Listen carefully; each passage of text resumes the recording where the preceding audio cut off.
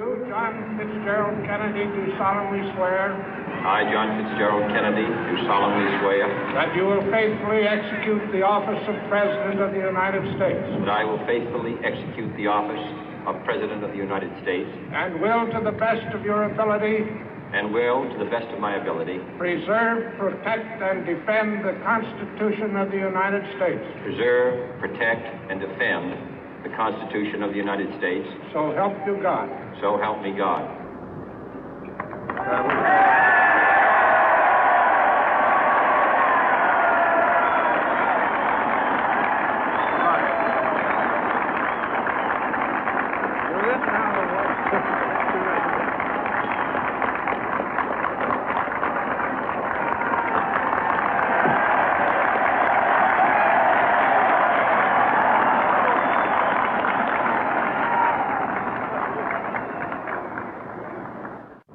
Vice President Johnson, Mr. Speaker, Mr. Chief Justice, President Eisenhower, Vice President Nixon, President Truman, Reverend clergy, fellow citizens.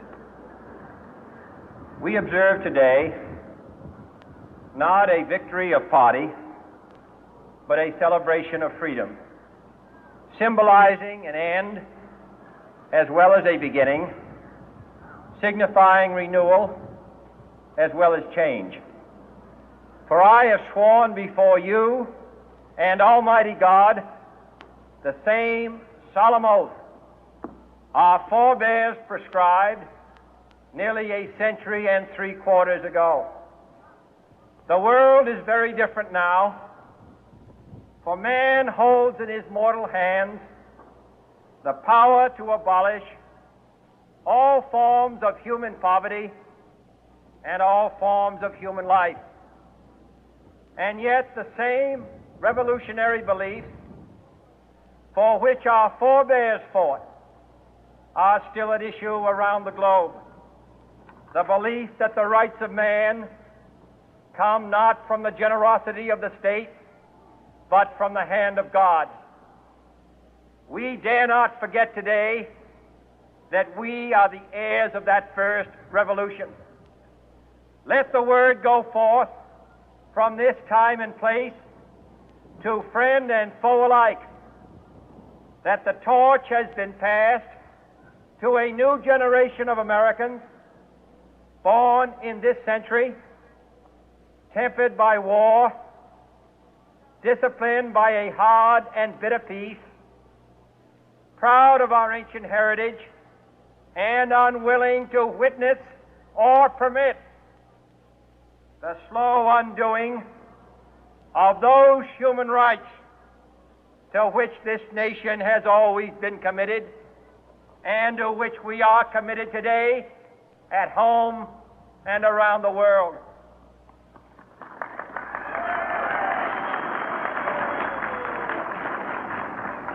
Let every nation know, whether it wishes us well or ill, that we shall pay any price, bear any burden, meet any hardship, support any friend, oppose any foe, to assure the survival and the success of liberty.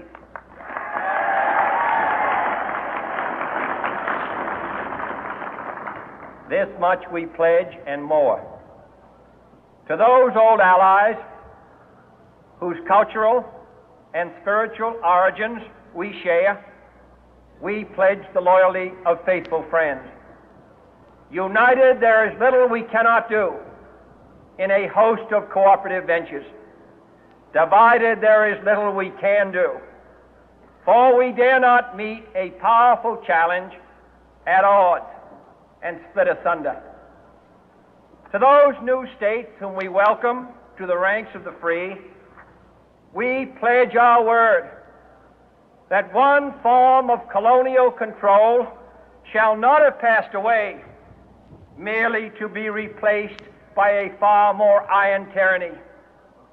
We shall not always expect to find them supporting our view, but we shall always hope to find them strongly supporting their own freedom, and to remember that in the past, those who foolishly sought power by riding the back of the tiger ended up inside.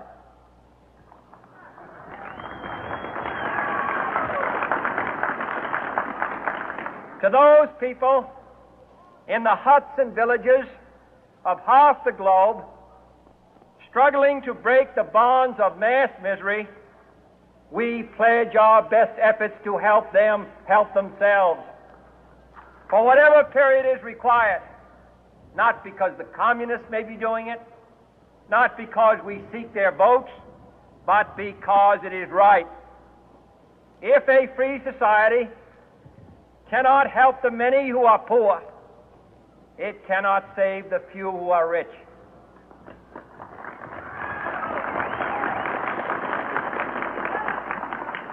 To our sister republics south of our border, we offer a special pledge to convert our good words into good deeds, in a new alliance for progress, to assist free men and free governments in casting off the chains of poverty. But this peaceful revolution of hope cannot become the prey of hostile powers. Let all our neighbors know that we shall join with them to oppose aggression or subversion anywhere in the Americas. And let every other power know that this hemisphere intends to remain the master of its own house.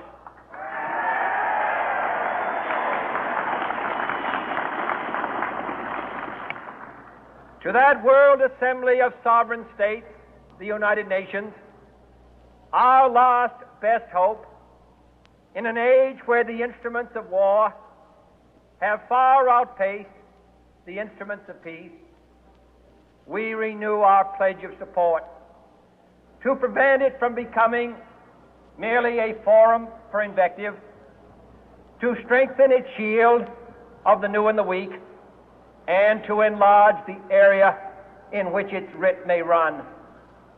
Finally, to those nations who would make themselves our adversary, we offer not a pledge, but a request that both sides begin anew the quest for peace.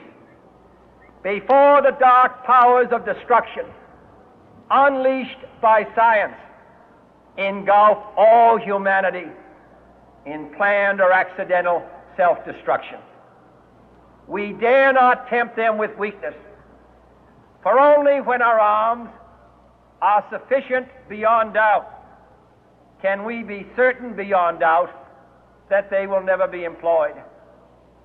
But neither can two great and powerful groups of nations take comfort from our present course, both sides overburdened by the cost of modern weapons, both rightly alarmed by the steady spread of the deadly atom, yet both racing to alter that uncertain balance of terror that stays the hand of mankind's final war.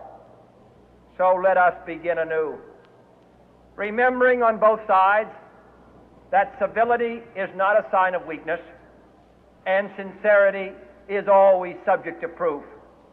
Let us never negotiate out of fear, but let us never fear to negotiate.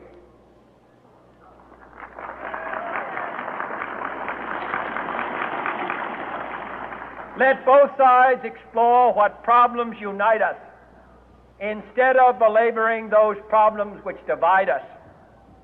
Let both sides, for the first time, formulate serious and precise proposals for the inspection and control of arms, and bring the absolute power to destroy other nations under the absolute control of all nations.